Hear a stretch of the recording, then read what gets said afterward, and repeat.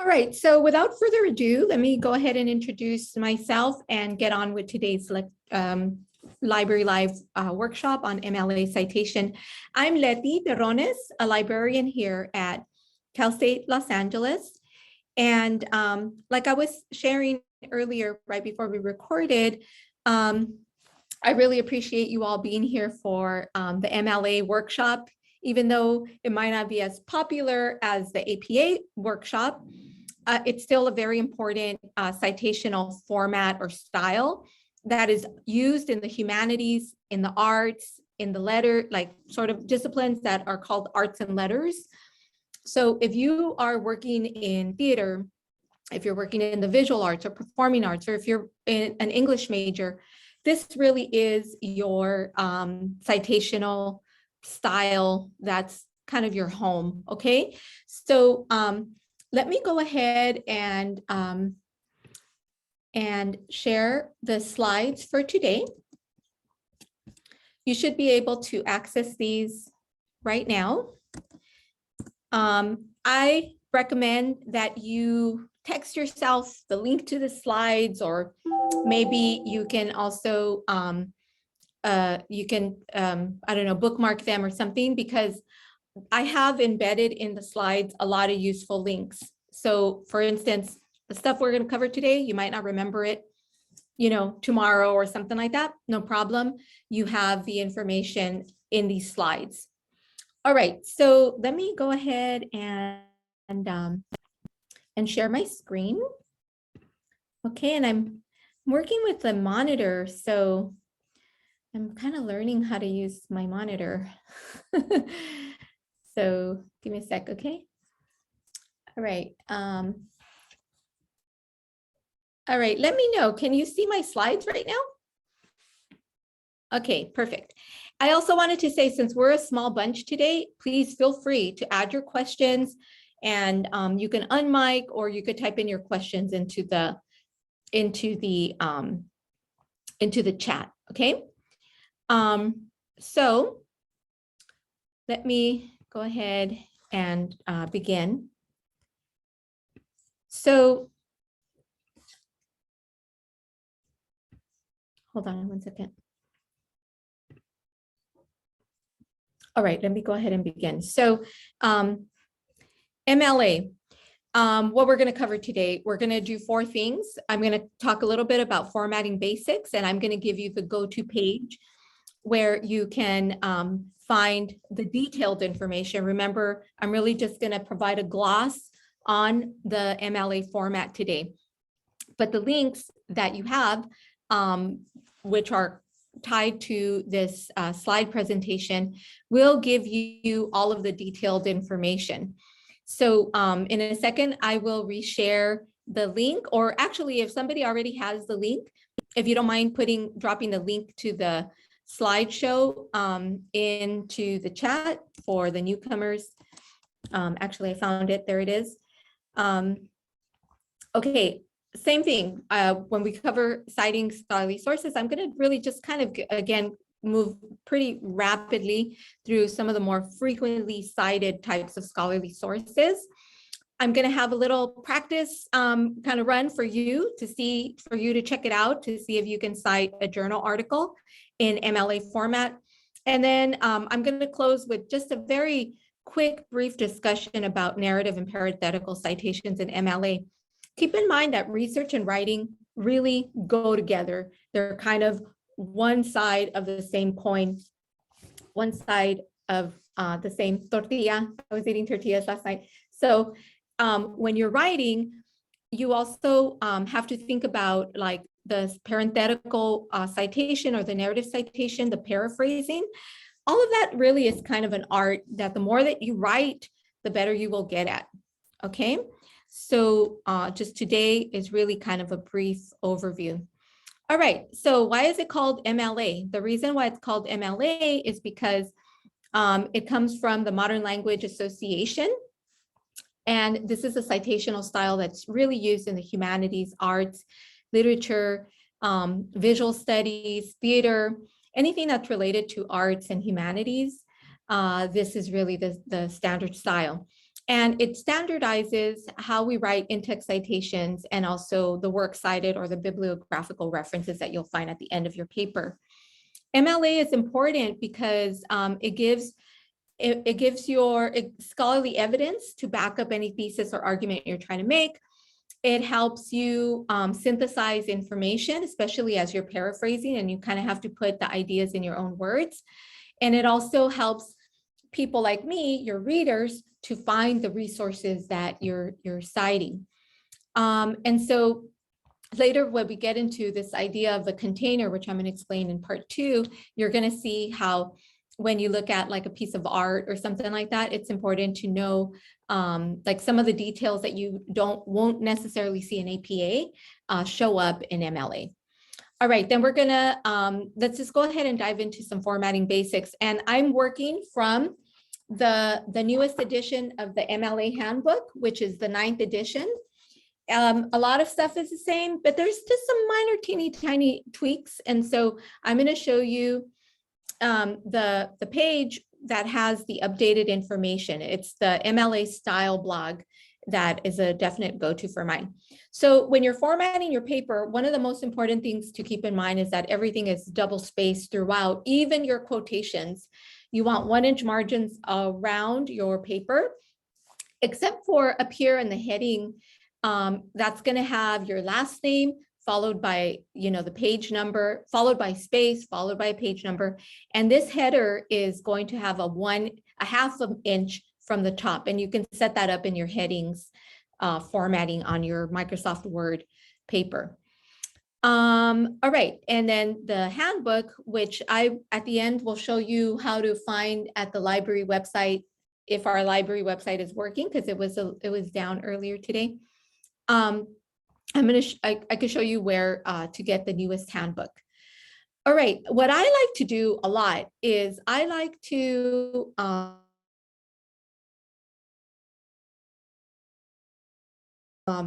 look at a visual example. I can match like my paper to that other paper.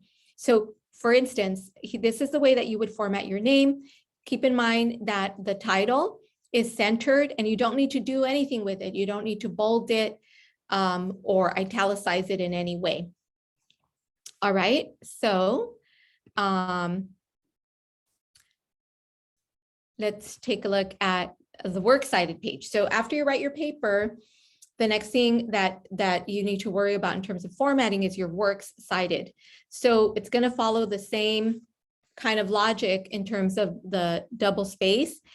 So this is already like page 11 of this person's paper. Their last name is Wynn, and then this is page 11. So it's the works cited. That's the title of where you're going to list all of your references. Capitalize W, the word works, and cited. So capital W, capital C. Notice on the side that all of the authors are in alphabetical order. When you see something like this, Everyman, comma, Ron, comma, et al., that means that 3 or more people wrote this particular article that's cited. We'll talk about that in a minute. Also, another thing I want to point out to you is here, Viet Thanh Nguyen. This is a very famous author, actually. This student has cited 2 different works by this author. So you put the one that has the most current date first. You list that as a regular MLA citation, and then you skip, double space, and then you put in an Mdash. And when you go into these. When you go into the slide presentation, I added in here a little link on the Mdash. So the Mdash, this is a pretty cool example from Grammarly, which is something that we have free for students at Cal State L.A. If you haven't got Grammarly set up yet, I highly recommend that you do. So what you're gonna do is, let's kind of go back to this version of it. You're going to type in a little Mdash right there, followed by a period, and then you're going to go right into the title of the article. All right. What do you do with 3 or more authors? Okay, right. Like I said, this is an example right here. Charon, comma, Rita, comma, et al. Et al. Is a Latin abbreviation, kind of forget what it means, but if you look at the handbook on sections 1.6, it'll tell you, and 5.123, it's going to tell you what that abbreviation is. Basically, it's a Latin word or term that means and everybody else. So in MLA, if you have 3 authors or more, automatically you know that you can use et al. Both in your works cited page like this and in your narrative or parenthetical in-text citations. Okay, any questions so far? So I'm kind of going fast here. Let me look at my participants. Okay, give me some reaction. Throw me a thumbs up or a happy face or a sad face or agony face in the chat so I know what's going on. Okay, good. I see at least one. Okay. I can't tell what that is. Oh, that's a little snail. Yes. Okay, ahead. Yeah. My question is that, Leticia, so we indent when we start each citation, right? We indent one indent in, but then the second sentence is just a complete sentence. There's no indentation, right? Okay. Okay. Were you talking about when you're writing your paper or when you're citing? The citation. The citation. Thank you very much. I completely skipped that. Hanging indent, and it's even in bold. So what is hanging indent? Let's take a look at let's compare this one, Francis Ford Coppola. Okay, this is a film that's being cited here. And then this is an academic article, Ehrman Ron or Ehrman et al. So the hanging indent means that you're going to start off all your citations flush to the left, right? So right at your 1-inch margin, remember, you're going to start it right up front. And then if you're going to go 1 line or possibly 2 lines over, this second line, you're going to push it in 1/2 inch. So that's 5 spaces in from the left-hand side. And to do that, let me see, I should have put a slide in here to make it work. Okay, I'm revising this one. So here's kind of a good example. I haven't finished this handout, but I'm revising it. So when you're doing this, you're writing citation, la, la, la, right? And then just for the sake of example, I'm going to show you how, okay, here I have my citation that's gone over 2 lines. So what I can do is highlight the whole thing and then go to this arrow up, arrow down. You see it? Then when I click on the little arrow, I can go to line spacing options, and under special, I'm going to choose hanging there. And then the other thing I want to do is add double space, and I don't want any extra space in there, just a double space, and okay. And okay, that should have worked, but somehow it didn't. Okay, so that should have been a hanging indent. Oh, hanging indent. Okay. Okay, if your computer's being fussy like mine is right now, what you can do is just move it yourself. Okay, but basically if you have 1 line or more going over, you're gonna do a hanging indent for it. Does that make sense? Yeah. You can let me know verbally or through the chat if that's making sense. So we go 5 spaces. Is that how we do with the space bar? 1, 2, 3, 4, 5.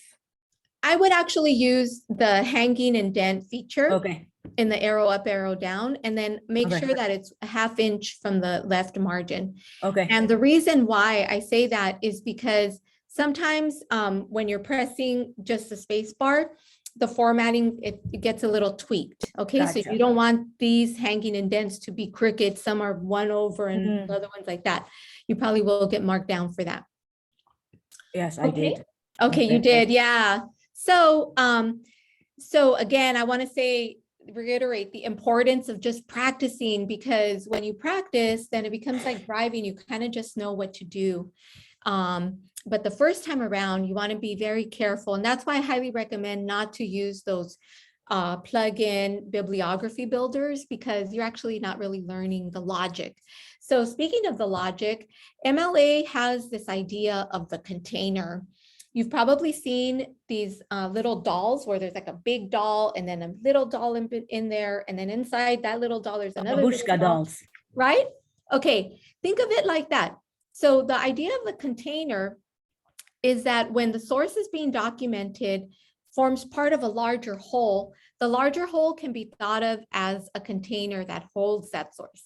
So for example, you can have, this is the example they're giving, you can have a short story by, I don't know, Gloria Anzaldúa that's contained in the anthology of Chicana feminist literature. That short story is the source. That's your source, your kernel. And the anthology, the big book, is the container.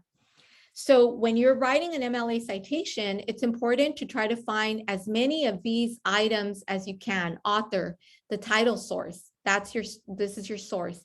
Your container, like where we keep that short story, where we keep that journal article, where we keep that chapter of the book, this is the container, okay? So we're gonna kind of go through here. And again, I like the examples that are provided by the MLA Style Blog. They give you excellent examples. So let's take a look. So the yellow parts right here are part of the source information. You have the author. Notice in MLA, you have last name or surname, followed by a comma, followed by a space, followed by the full name of the author.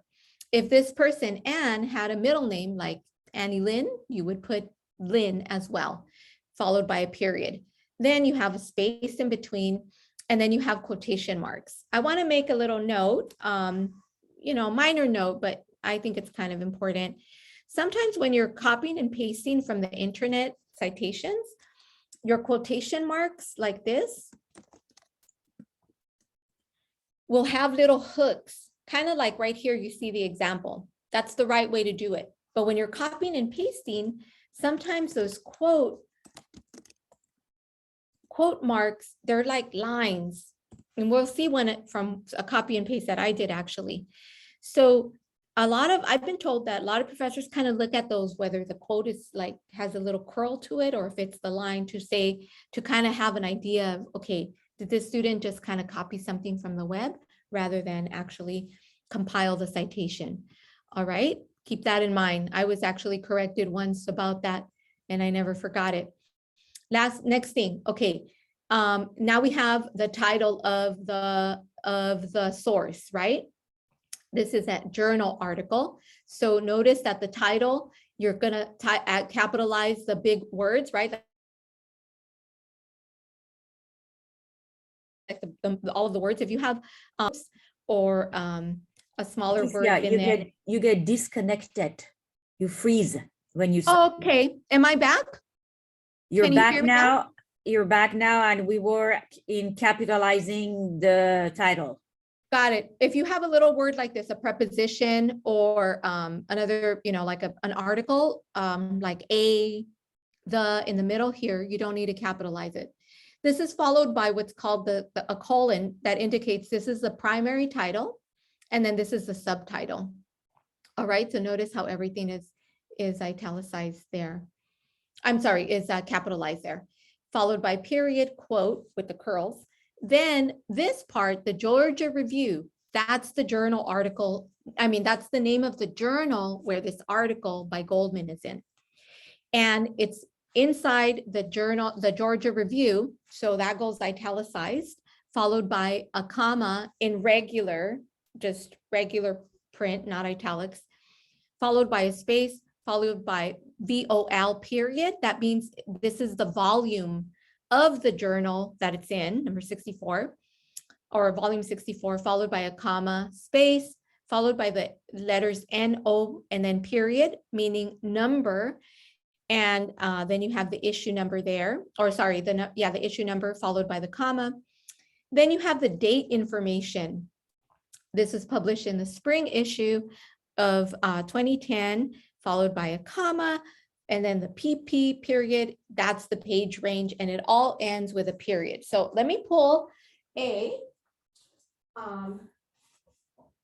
an example of a journal. Okay, so I always kind of use this example, and give me a second while I find the issues. All right, so this is an important journal for me in my particular research. It's the Journal of Chicana and Chicana Latina Studies.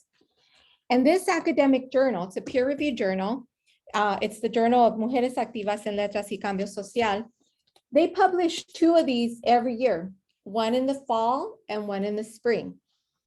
Okay, and so for instance, this one is published in the fall of 2020, and it's volume 20, issue 1. And then, so I had the, hold on one second. I'm getting confused because I didn't have this ready. Okay, right. So this one, let me start again. So they publish in the fall and one in the spring. Okay, and so this one is volume 20, issue 1 for the academic year 2020 to 2021. This is volume 20, issue 2.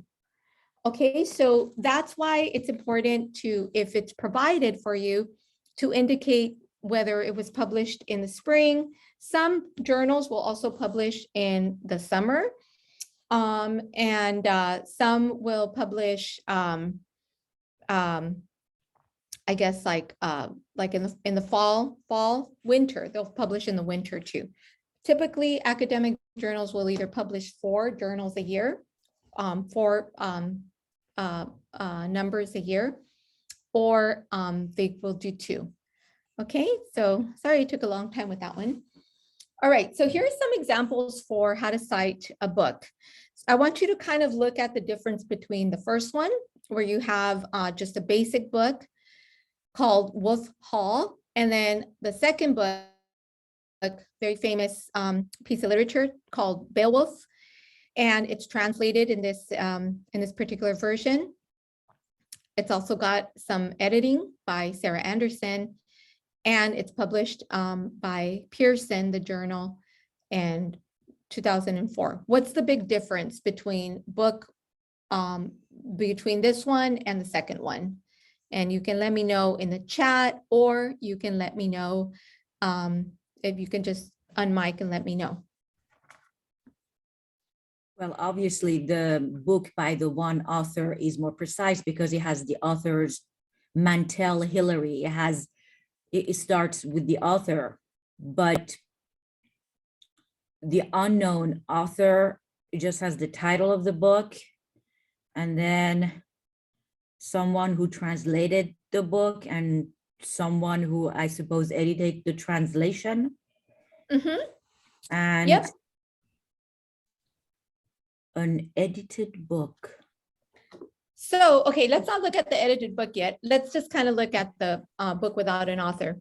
Okay. So this is a perfect example of MLA belonging to the humanities and literary studies and, arts and letters. Beowulf is a story that comes from an oral tradition where, like the Odyssey, we don't know who actually wrote it, right? We're thinking Homer wrote the Odyssey. Beowulf, there's no real author that we can say, like Hilary Mantel, who wrote Wolf Hall. We can't point to a person that wrote it. It's sort of a tradition, a piece of literature that's passed on through oral histories or like the oral tradition, rather. So when you have a book where there's no author, or we don't know the author, and this will translate to for websites. When you have a website that doesn't have an author, just start with the next element. So you'll see right here, the next element after the author is the title of the work. And you want to italicize the title of the work because the italics indicates to your reader that that's the title of the work that you're citing. A big difference with 9th edition, I think this might have been in the 8th edition, is that you no longer need to put the city where Picador, the press, the publisher that published this book, is located. In the past, you would have to indicate like New York, colon, and then the name of the publisher, Picador. Now you don't. You just need to write the publisher, followed by the year, or followed by comma, space, year, period. Okay, an edited book. All right, so this person has two surnames, right? Which is also very common. Sanchez Prado, comma, Ignacio M, period. And then comma is the editor. You would write out the whole word editor there, period. And then they wrote, or they edited Mexican Literature in Theory, which is an anthology, an edited book, followed by Bloom's, period, followed by space, Bloomsbury. What is Bloomsbury? That's the name of the publisher.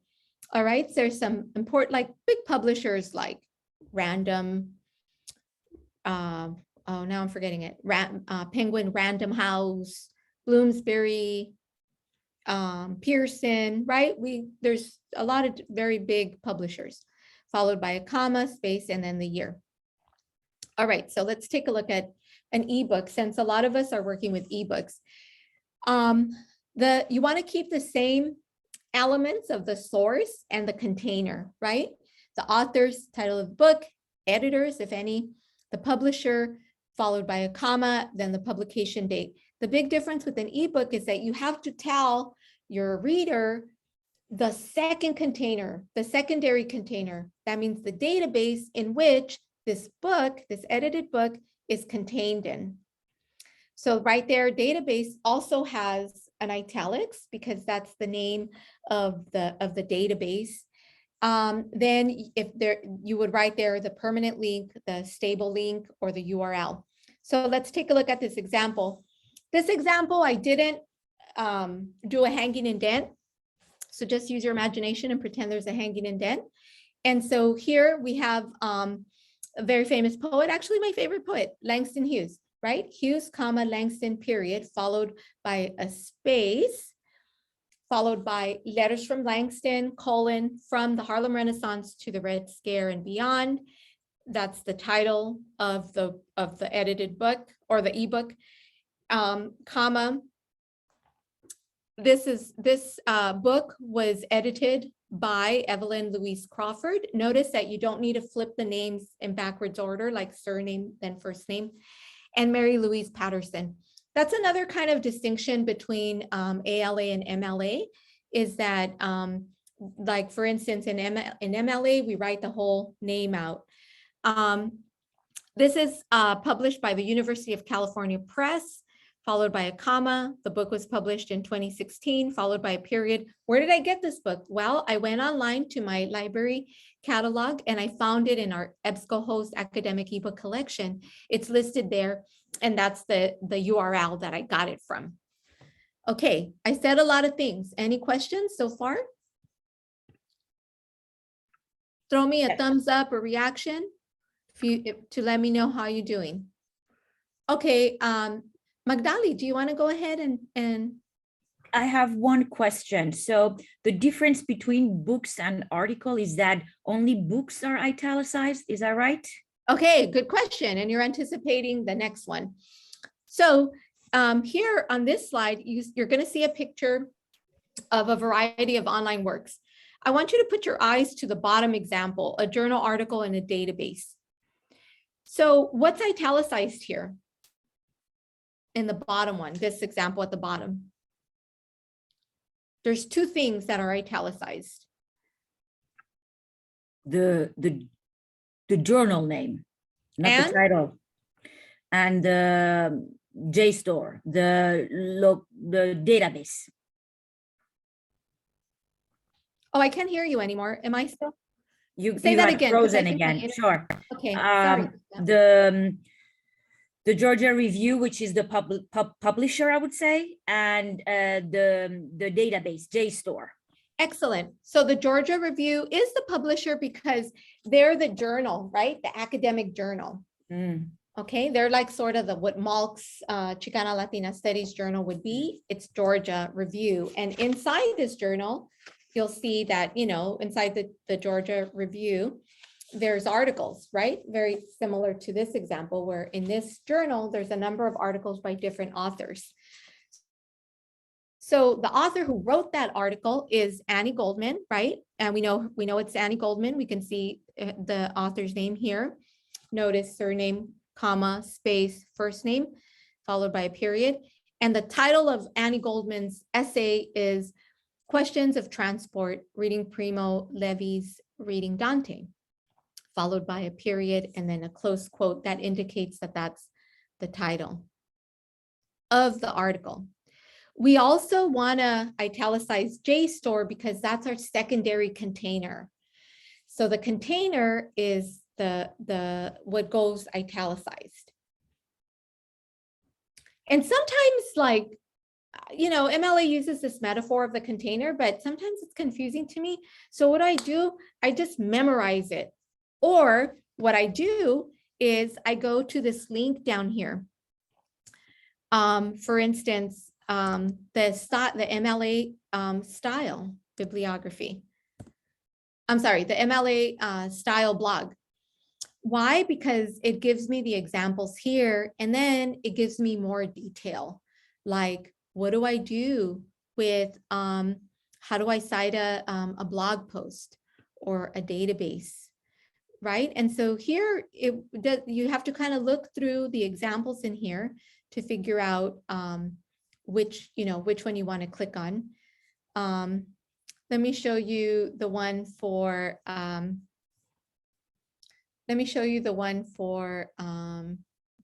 hold on, the books, because that one has kind of a cool example. Okay, so again, when you, I welcome you to copy the link to these slides, which I'm going to put in the chat in just a second. So you can kind of save these, either text the link of the slides to yourself or bookmark them so that you don't have to memorize all of these. You just kind of have them here. Okay, this goes into some detail about how to cite songs or recordings or performances, movies, videos, TV shows, images. Okay, so for instance, if you're citing a photograph that you saw in person, you went to the Museum of Modern Art and you saw this photograph. Or if you saw the photograph on a website, the MoMA website. So again, you don't necessarily need to memorize. You just need to know where to get the stuff. And why am I kind of promoting the MLA Style Blog? Because they're the ones that, publish the MLA Handbook. So you know right away that this is a reputable source. Does that kind of make sense to everybody? So right now, let me put, in case you came in and you didn't get the link, those are the slides. I highly recommend that you copy that down. Okay, so let's practice. Okay, so I would like you to, let me make this a little bit bigger. You have the link to the slides, right? So you can see the slides. I would like you to do this. This is an article, actually, that I've been reading, and I'm going to cite it in my dissertation. And you could tell because I've been highlighting in the article. And the title of the article is called On Our Genesis and Future. It was written by John D. Marquez and one of my professors, actually, at the University of Illinois, Dr. Junaid Rana. And their article was published in Critical Ethnic Studies, the journal, in volume 1, number 1, issue number 1. So it's like the inaugural issue, volume 1, number 1, back in the spring of 2015. And their article is 8 pages long, and it starts on page 1.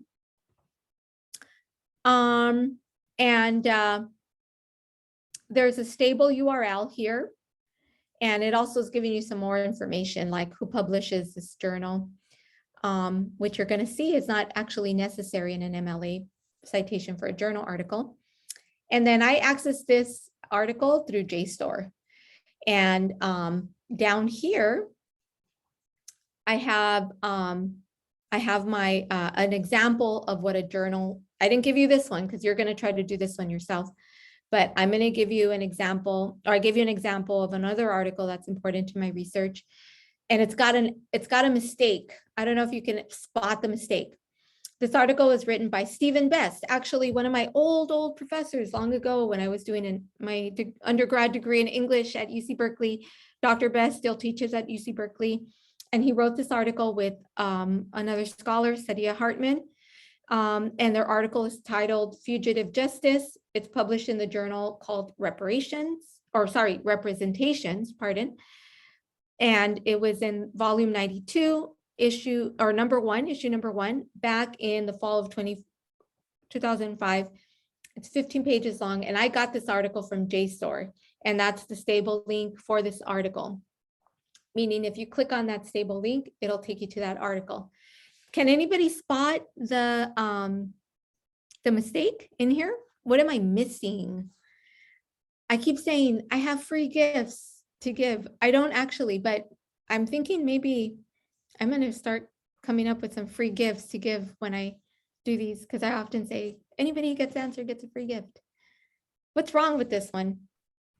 What's wrong with the citation here? What am I missing? Where is the house, the publishing? Some capitalizations? Nope. The publisher is Representations, to answer the other question. The source, I mean, critical ethnic studies. Okay, remember, this one is, you have to do this one in a second. Oh, I'm sorry. Yeah, Okay. this one's just the example. Oh, gotcha. Hold on, no, we're not there yet.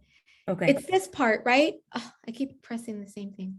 It's the JSTOR part. It's italic. Right, we need the italics. I messed it up. So again, it's important to, do your work carefully. Allow sometimes it's really terrible to wait to the last minute. It feels terrible. Sometimes that happens, but it's kind of terrible when you do that. Okay, what I want you to do is you have the link to these slides, and then I want you to click on this link, which I'm going to also put right here in the chat. And I would like you to, when you either click on the QR code or link on the chat, the password is MLA 123, I think, was it? Yes. Yeah, okay, MLA 123. And that's going to get you in this page. And what you're going to do is you're going to look at the post that I put. And then instead of doing like I did in the journal article here, you're going to write the journal article citation for this example. So if you're a student, down here at the bottom right-hand corner, you're going to click the plus sign. And then right there, you're going to write in here where it says, you could put your name, or you can put MLA citation. Or if you want to put your name, that's nice too. And then right here, what I want you to do is I want you to write the citation for this article written by Marquez and Rana. Okay, and I'm gonna put you on a timer on my phone right now. I have my timer. And how about, let's give it 4 minutes, okay? Can we see the material? Mm-hmm. Once you publish it right here, you're going to see your little square pop up. Yes, but what is it I'm writing here? That's what I don't know. Oh, remember, you're toggling back to the slide. Gotcha. Got it? To the slide. Gotcha. Yeah. Where are you? Okay, so I'm going to leave it like that for a couple of minutes. And then I would like you to start typing into the little interactive bulletin board.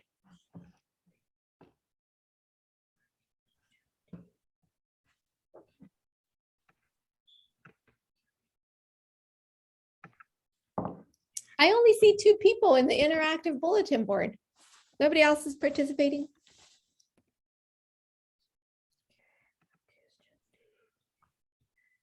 Now I just see 1 person.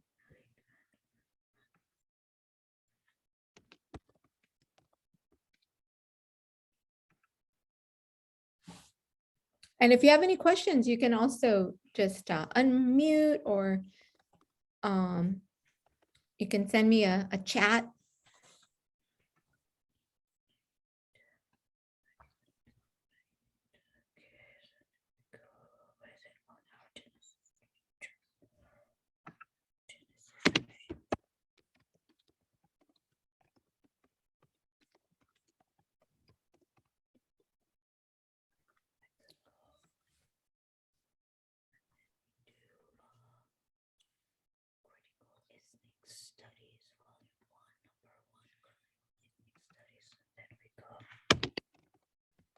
Keep in mind that your example, this sample citation exercise, has 2 authors.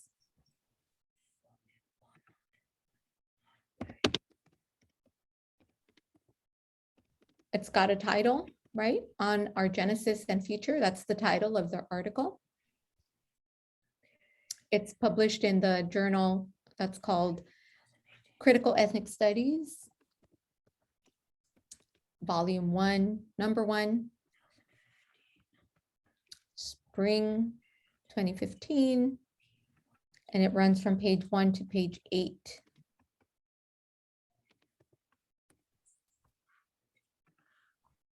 Okay. And then for the, you know, kind of asking you to type in the, you know, part of it is going to be the URL, but if you get a few letters or whatever wrong on the URL, no problem. Okay, italic. Okay, I Fix don't know. mine. I don't know. It's okay, you know, totally low stakes. We're just practicing. Okay. Okay, let's take a look. Oh, I see something after the first name. A teeny tiny little detail Teeny tiny little detail. after the first name. Yes, comma. Good. I forgot. Comma after D. So Mhm. period, comma. Yep. And Rana Hunite. Okay, I gotcha. All right. Does anybody else want to participate in this one? We have 5 more seconds. I don't see any other, anybody else participating on the poll. No problem.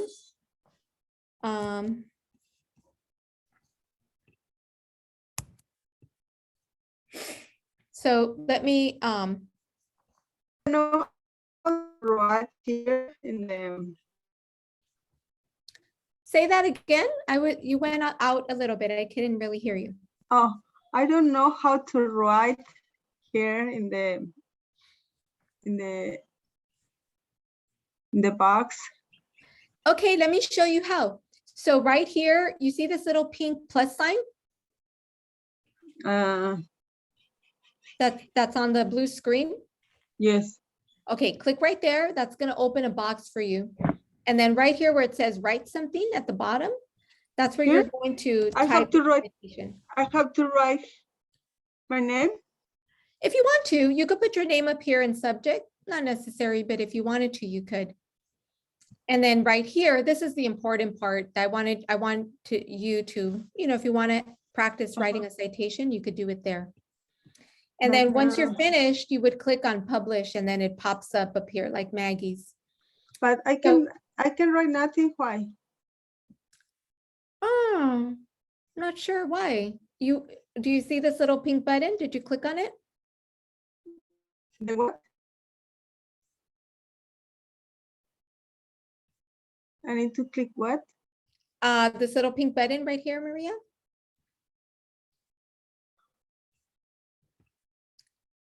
Okay, I've got, great. I have another example. I don't know if that was Maria's or not. So Maria, No, I don't know. You're gonna go to that website. I'm the website, but I don't know how to start the box. Do you see at the bottom right-hand corner, there's a little circle in pink, and then press that plus sign. That's going to make a box for Okay. you. And then right Okay. here where it says write something, that's where you're going to give your example. So let's take a look at Maggie's. Maria, please feel free to keep doing yours, okay? We're just going to Okay. show the examples here. Okay. All right, so right in here, after the D in Marcus John D, you want to put your comma there, right?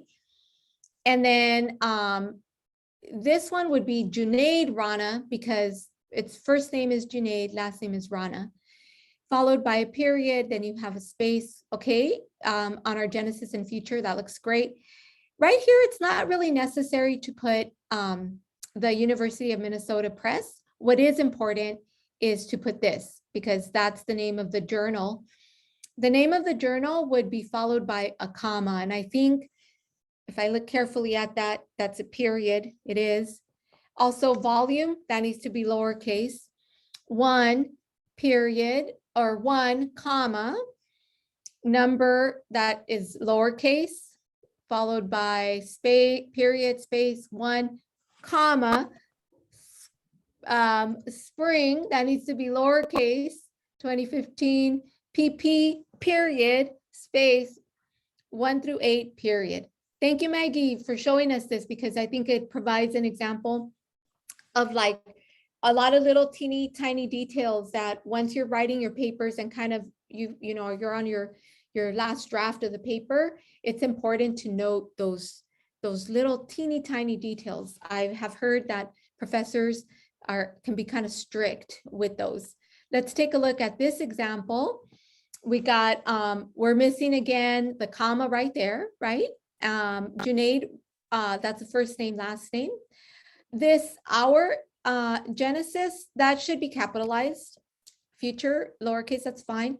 Critical ethnic studies, that should be italicized, followed by a comma, if I'm not mistaken, yep.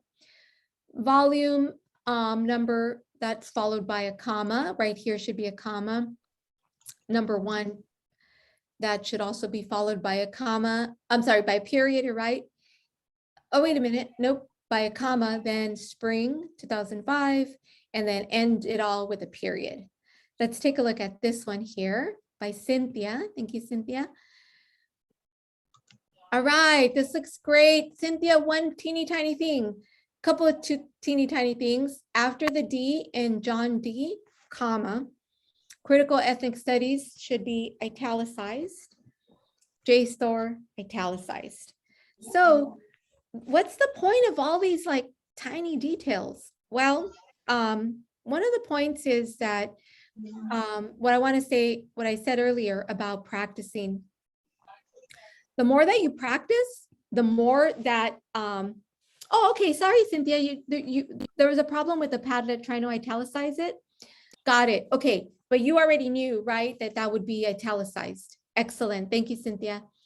So the point is that the more you do this, right, the more expert you're gonna get, thank you, and you're gonna just know what to do. I know I need that comma, I need volume needs to be lowercase v. This needs to be a quotation mark with the little curly instead of the straight lines. All of those teeny tiny details are just acquired through practice. And that's why going to these sites, like the next one that we're going to go to that's linked in the slides, the formatting site or format site, these are important because they provide examples for how to set up your research paper, how to format your sample papers if you're doing annotated bibliographies. I am going to do a workshop on just annotated bibliographies, so I'm not going to say too much more about that. I know that there was an earlier question about that. You can either make an appointment with me, or you can come to the workshop on annotated bibliographies, which is going to come up pretty soon in April. Or you could take a look at that link there and it'll give you some examples of doing annotated bibliographies. I just dropped the link in the chat. Or you could do all of 3 things, okay? You could do all 3. All right, really quickly before we finish, and I thank you for participating in that one, I want to talk a little bit about InText Citations.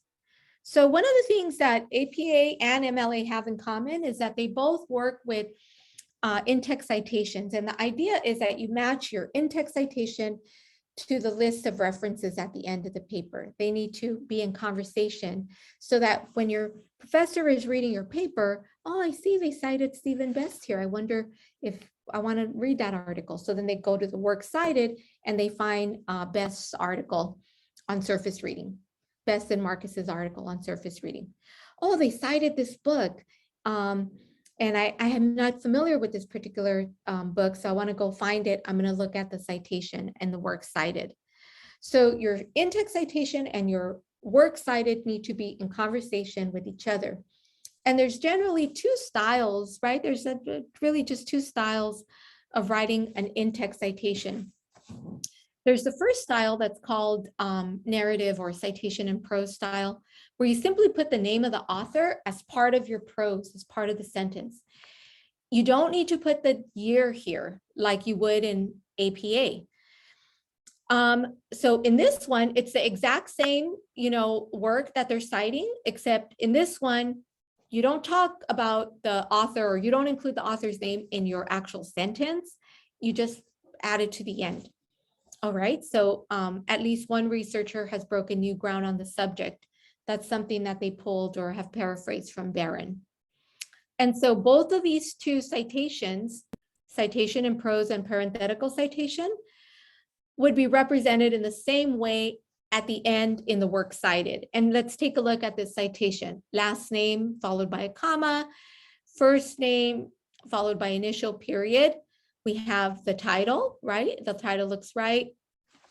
It's enclosed in quotes with a period inside. PMLA, that's a journal. It's okay to list it this way. And even if it's abbreviated like that, it's okay to list it that way. It's a recognized journal in the humanities. PMLA, followed by a comma. Volume, notice the volume and the number issue, how they're lowercase and there's a comma between them. January, and this would be, so let me ask a question. Why is January titled here, but spring, let's say, wasn't in the other ones? Anybody have a guess? Seasons are not capitalized. Right, if you have a proper noun, right? Like January is the name of a month, that would be capitalized. All right, then followed by PP. And this is another thing that's very different from APA. You don't include the PP period in a APA citation, in a references citation. And so sometimes students, depending, will be citing an APA for one class. And if you're taking another class, you'll be citing an MLA. All right, I'm going to clean up this slide because it was sort of a last minute slide that I wanted to include here. I'm going to fix it because you'll have the slides link. But I wanted to make a quick note that there's differences in the way that you would handle one author, two authors, three authors, and no identifiable author. So let's look at that parenthetical citation. Okay, so I'm looking at the bottom row here. That's kind of in this white captions. So in a parenthetical citation, you only need to put the last name of the author and the page that you're quoting from or that you pulled the paraphrase from. Okay, so so for instance, this is an author up here in the narrative citation, Gao Xingxian. So then you would put Xingxian right here and then 7 to indicate this one. Okay, if you were going to just write a paraphrase of that particular page or that particular line. If you have two authors like the Stephen Best and Sharon Marcus article, then you would connect it by using the word and then adding the page number. Anytime you have three authors or more, whether it's a InText citation or a works cited, you would simply put the last name of the first author only, followed by et al. Make sure not to put a period after the T in et. The period goes at the end of all, after that L. And this right here is the page number. this is another thing that's different from an APA citation, this sort of indicating the page number in this way.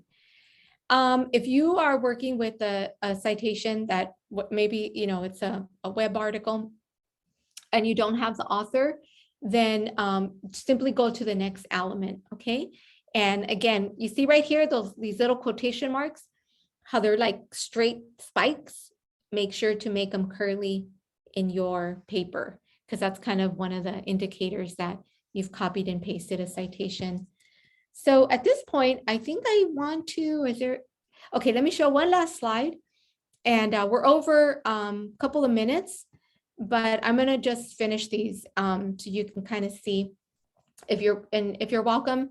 If you need to go, no worries. We always record these sessions. And so we will upload this webinar to our Cal State L.A. Library YouTube by the end of the week. All right, so let's take a look at these examples. Up here at the top, you have these parenthetical citations, right? So in this one, the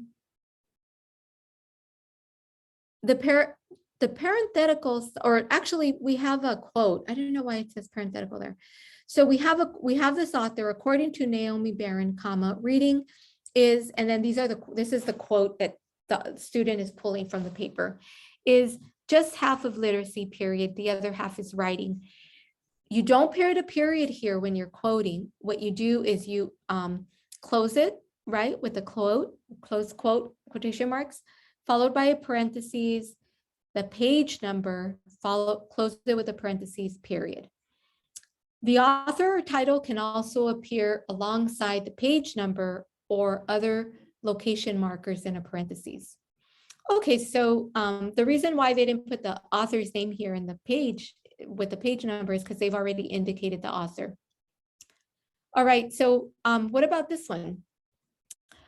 Reading is just half of literacy, period. The other half is writing. That's when you're not putting the author at all in the narrative of the sentence. In this case, you would indicate the author here, followed by the page number that you got that quote from. Okay. All in-text citations should be concise. And I also want to say that the more you paraphrase, the more that you put the content into your own words and capture the ideas of the author using your own language and your own words and your own sentence construction, the better. Why? Because paraphrasing indicates that you are understanding the material and evaluating it and synthesizing it into your own thinking process, into your own critical thinking process. When you quote, it's good to quote to indicate like specific language, or if you can't find another way to say it, you want to quote it. Or if the writing is really beautiful, in a lot of literature, the writing is, very, very beautiful. You want to capture the beauty of the lyricism of, the work, then you would quote it.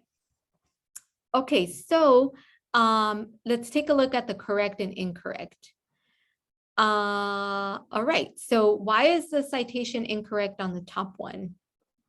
The reason why is because they have the author's first and last name appear as part of the sentence and over here.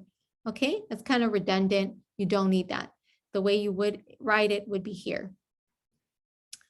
And I think that I didn't get a chance to put, I think that's the end of the presentation. So I didn't get a chance to put a link to or some examples of doing long quotes, but I will. By the end of this week, I'm gonna flesh out these slides.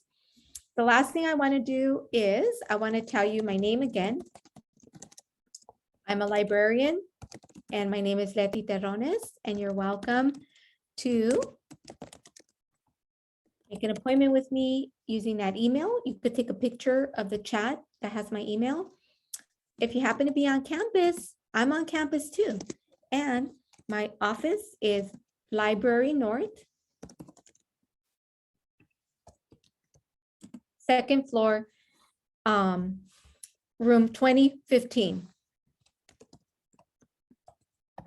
Right next to the bathrooms.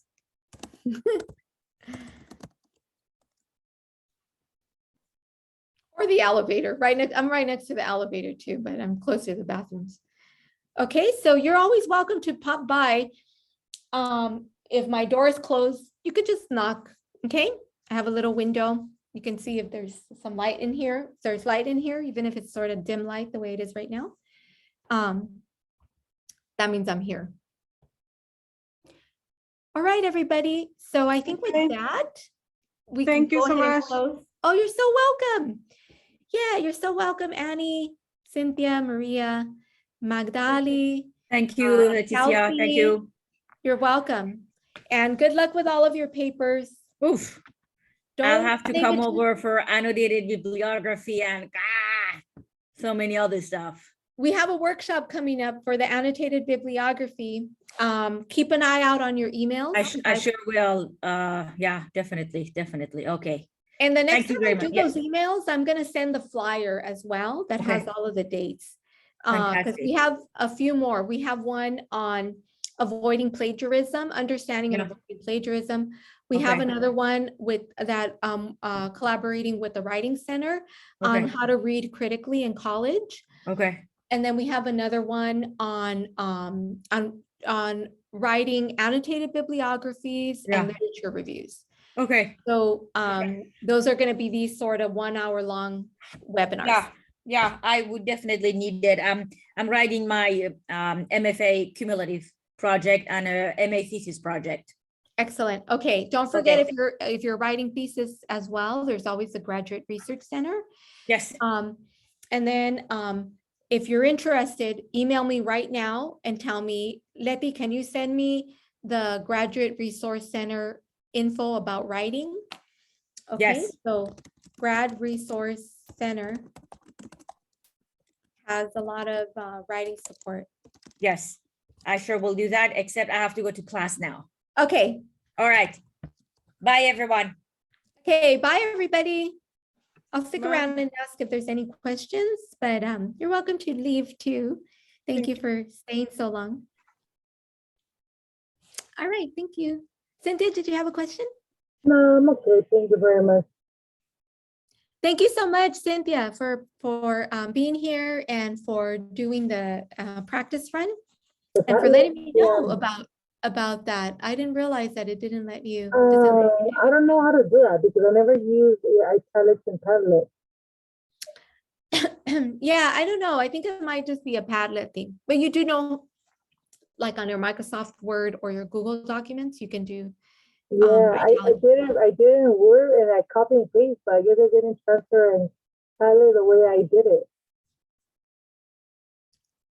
Yeah, it's okay, but thanks for letting me know. And if you need any help or assistance with your projects, don't be shy to email me, okay? Here's my email address. Thank you very much. Okay, bye, Cynthia. Have a good day. Bye. You too. Thanks. Hi, Kelsey. Hi, how are you? Oh, I'm doing okay.